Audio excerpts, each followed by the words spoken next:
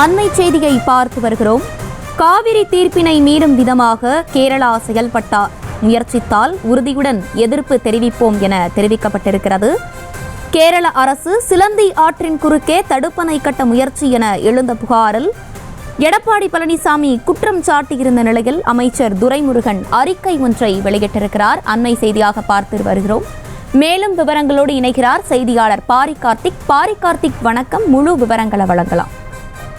வணக்கம். கள்ள மௌனம் எடப்பாடி பழனிசாமி அவர்களுக்கு கைவந்த கலை என்றும் கேரள கர்நாடக அரசின் காவிரி வடிநிலத்தில் மேற்கொள்ளும் சிறுபாசனம் பற்றிய விவரங்களை கண்காணிக்க வேண்டும் என காவிரி மேலாண்மை ஆணைய கூட்டத்தில் ஏற்கனவே தமிழ்நாடு அரசு அறிவுறுத்தியிருப்பதாகவும் நீர்வளத்துறை அமைச்சர் திரு துரைமுருகன் அவர்கள் தற்போது அறிக்கை ஒன்றை வெளியிட்டிருக்கிறார். மேலும் அந்த அறிக்கையில் கள்ளமௌனம் எதிர்க்கட்சி தலைவருக்கு கைவந்த கலை என்பதை காவிரி பிரச்சனை மட்டுமல்ல பல்வேறு அரசியல் பிரச்சனைகளிலும் தேர்தல் கூட்டணியிலும் தமிழ்நாடு மக்கள் பார்த்திருப்பார்கள் என்றும் அந்த வாசகத்திற்கு மறு உருவம்தான் திரு எடப்பாடி பழனிசாமி அவர் என்றும் குறிப்பிட்டிருக்கிறார். மேலும் தமிழ்நாடு அரசை பொறுத்தவரை காவிரி நடுவர்மன்றம் மற்றும் உச்சநீதிமன்றம் வழங்கிய தீர்ப்பு என ஆகியவற்றுக்கு மாறாக கர்நாடகா மற்றும் கேரள அரசுகள் நடந்து கொள்ள முயற்சிக்கும் போதெல்லாம் அதை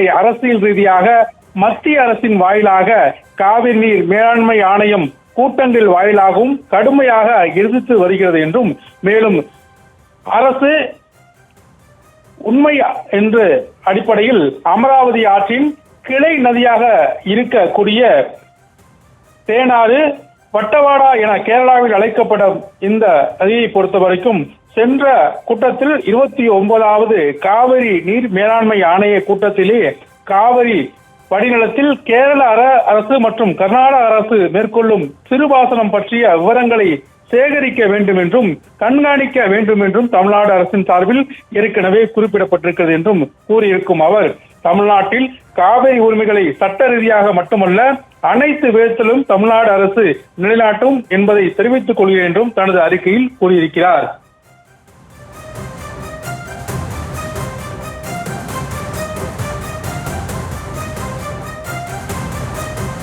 விவரங்களை வழங்கியமைக்கு நன்றி பாரி கார்த்திக். செய்திகளை உடனுக்குடனும் துல்லியமாகவும் தெரிந்து கொள்ள சப்ஸ்கிரைப் பண்ணுங்க.